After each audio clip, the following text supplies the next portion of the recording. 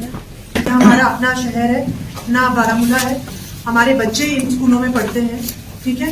तो इसको अगर आप अभी नहीं केटर करेंगे तो कल को ये it will come back. With in existing जो हमारा इंफ्रास्ट्रक्चर है उसको बेस्ट यूटिलाइज किया जाए। तो अभी तो हम ये डिस्ट्रिक्ट लेवल पे स्टार्ट कर रहे हैं, जैसे हमने यहाँ पे एक डी एडिक्शन सेंटर अपने रिसोर्सेज से खोला। Finally we will go to block levels also.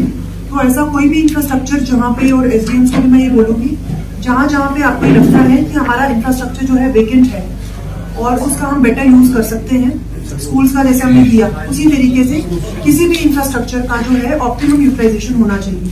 हमने जो यहाँ पे डी एडिक्शन सेंटर खोला है और आज की मीटिंग का भी ये रीजन था हमने यहाँ रखी, so that everybody is aware कि कहीं पे भी कोई ऐसा बच्चा या कोई अडल्ट जिसको एडिक्शन से इश्यूज है, वो यहाँ पे हम उसकी ट्रीटमेंट कराएंगे।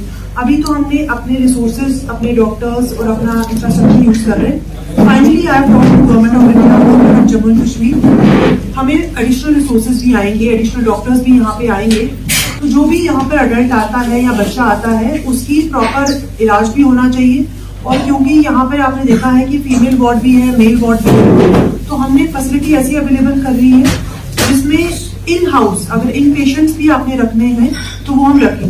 प्रॉब्लम हमें ये आई थी, हमें जीएमसी में भी एक ऑल्टरनेट ट्रीटमेंट फैसिलिटी जो है आपकी, वो एडिक्शन ट्रीटमेंट फैसिलिटी अवेलेबल है। हमारा पुलिस का भी एक एडिक्शन सेंटर चल रहा है, बट वहाँ पे जो अमाउंट ऑफ इंफ्रास्ट्रक्चर है वो उतना केटर नहीं कर पा रहे। तो हमारे पास यहाँ पे इंफ्रास्ट्रक्चर अवेलेबल है, वी हैव डॉक्टर्स, हमें डॉक्टर्स की कोई प्रॉब्लम नहीं है। लेकिन इंशाल्लाह और हमें इसमें इंफ्रास्ट्रक्चर मैं पक्का लेके आऊंगी। और भी पर्पस क्या है? पर्पस ये है कि अगर हमारे पास कोई चीज अवेलेबल है उसका बेस्ट यूटिलाइजेशन होनी चाहिए। यहाँ पे रिक्रिएशन फैसिलिटी होनी चाहिए। बच्चे को लाके यहाँ पर एज अ वो नॉर्मल पेशेंट नहीं होता है, ठीक है, उसको यहाँ पर साइकियाट्रिक ट्रीटमेंट जो है वो बहुत ज्यादा एक इम्पॉर्टेंट एस्पेक्ट है। उसकी रिक्रिएशन फैसिलिटी होनी चाहिए।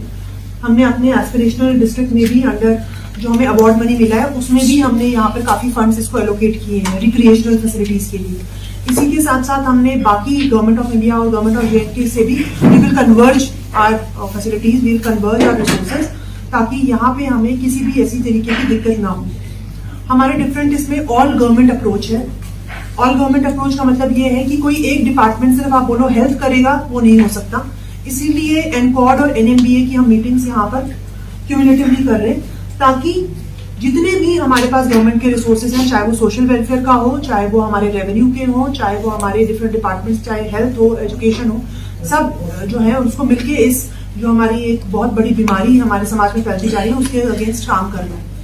बेसिकली एनकॉर्ड और एनएमबीए तो ऐसे हमारी मीटिंग्स होती हैं जो हम हर महीने लेते हैं, ताकि जो ड्रग्स का जो मसला है पूरे डिस्ट्रिक्ट में या पूरे यूटी में, उसको रिजॉल्व करने के लिए चीफ सेक्रेटरी साहब और एलजी साहब की डायरेक्शन दी है कि इन मीटिंग्स को रेगुलरली होल्ड किया जाए।